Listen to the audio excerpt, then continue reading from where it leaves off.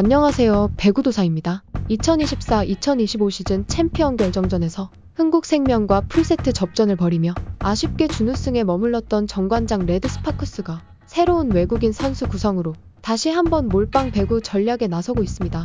정관장의 고이진 감독은 2025 여자부 외국인 선수 드래프트에서 이탈리아 출신 아포짓 스파이커 엘리사 자네테를 선택했습니다. 뿐만 아니라 아시아 쿼터로는 현대건설에서 뛴 경험이 있는 태국 출신 위파위를 영입하며 외국인 선수 2명을 새롭게 맞이하게 됐습니다.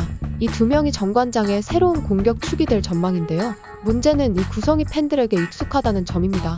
왜냐하면 지난 시즌에도 정관장은 메가와 부키리치라는 외국인 듀오에게 공격의 대부분을 의존했는데요. 챔피언 결정전까지 진출하며 역대급 시즌을 보냈지만 메가와 부키리치는 정관장과 계약을 이어가지 않았죠. 단기적인 성과는 거두었지만 핵심 선수를 잃은 정관장의 장기적 성과는 실패했다는 분석이 나오는 지점입니다. 2024-2025 시즌 정관장의 배구는 그야말로 외국인 선수 몰빵 배구였습니다.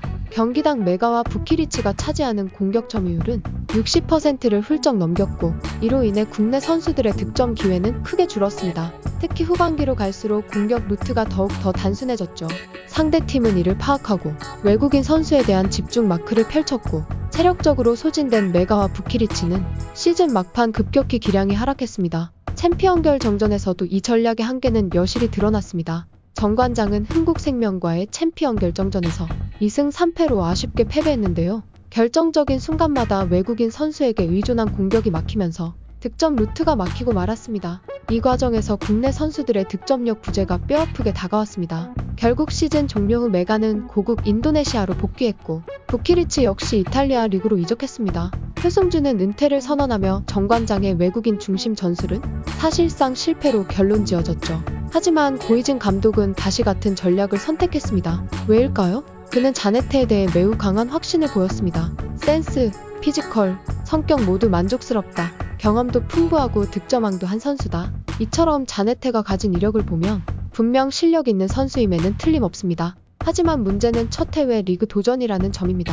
자네테는 2011년 프로 데뷔 이후 이탈리아 리그 외에는 다른 리그 경험이 없습니다. 빠르고 끈끈한 수비력과 체력 소모가 극심한 한국 리그에 과연 얼마나 빨리 적응할 수 있을까요? 게다가 정관장은 다시 한번 외국인 선수에 대한 의존도가 매우 높은 구성을 택한 상태입니다. 메가와 부키리치 사례에서 이미 체력적 소진과 혹사 논란이 발생했는데도 말이죠. 과연 고이진 감독은 이번 시즌 어떤 구상을 하고 있을까요? 사실 몰빵 배구에 대한 팬들의 비판은 과거에도 끊이지 않습니다.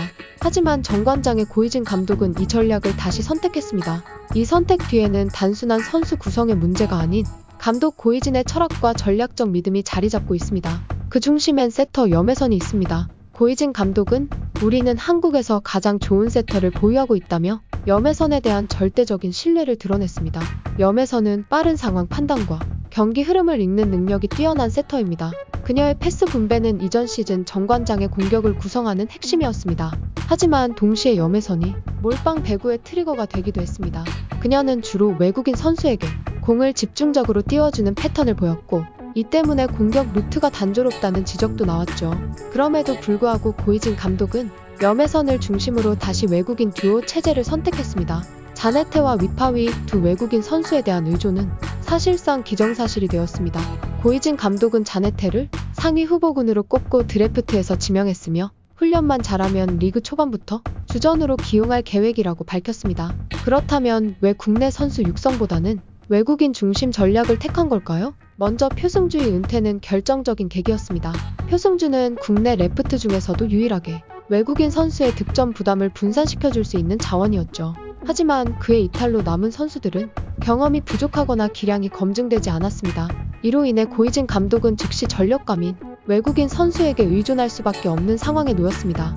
여기에 정관장은 우승이라는 목표를 포기할 수 없는 팀입니다. 기업 구단으로서의 자존심도 있고 지난 시즌 준우승이라는 성과가 오히려 부담으로 작용하고 있는 셈이죠.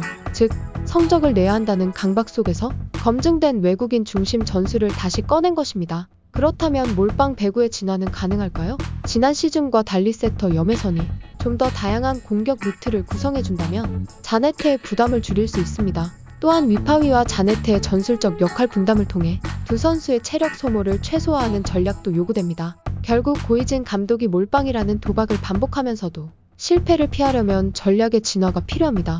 2025-2026 시즌 정관장 레드스파크스의 운명은 자네테의 손끝에 달려있다고 해도 과언이 아닙니다. 자네테는 이탈리아 리그에서 잔뼈가 굵은 베테랑으로 득점력과 결정력 모두 검증된 선수입니다. 특히 공중볼 처리 능력과 점프 타이밍에서 강점을 보이며 경기 흐름을 단숨에 바꾸는 힘을 가진 선수입니다. 하지만 한국 리그는 유럽 리그와 전혀 다른 스타일을 가지고 있습니다. 빠른 전개, 철저한 수비, 치열한 체력전으로 유명하죠. 이탈리아에서만 커리어를 쌓은 자네테가 이 환경에 얼마나 잘 적응할지는 미지수입니다. 게다가 정관장은 단순히 주전으로 기용하려는 것이 아니라 사실상 팀의 득점 대부분을 자네테에게 맡기려는 구상입니다. 실제로 고이진 감독은 드래프트 직후 자네테를 두고 이 선수는 득점왕 출신의 점프력도 좋고 실제로 보니 더 괜찮았다고 평가했습니다. 이 말은 즉 자네테가 시즌 내내 득점을 책임져야 한다는 뜻이기도 합니다. 하지만 이 같은 몰빵 전술은 리그 후반부로 갈수록 부작용이 발생할 수밖에 없습니다. 작년 메가와 부키리치가 그랬습니다. 정규 시즌 중반까지는 압도적인 활약을 펼쳤지만 후반기에는 체력 고갈, 부상 위험, 상대의 집중 마크에 시달리며 결정적인 순간에 힘을 쓰지 못했습니다. 자네테 또한 같은 위험에 노출될 수 있습니다. 그렇다면 이를 보완할 대안은 무엇일까요? 우선 국내 선수들과의 조화가 핵심입니다. 국내 자원 중에서도 성장 가능성이 있는 선수들을 조기에 발굴해 자네테의 부담을 분산시킬 필요가 있습니다. 또한 세터 염혜선이 공을 다양한 방향으로 분배하며 공격 패턴을 유연하게 운영하는 것도 중요합니다.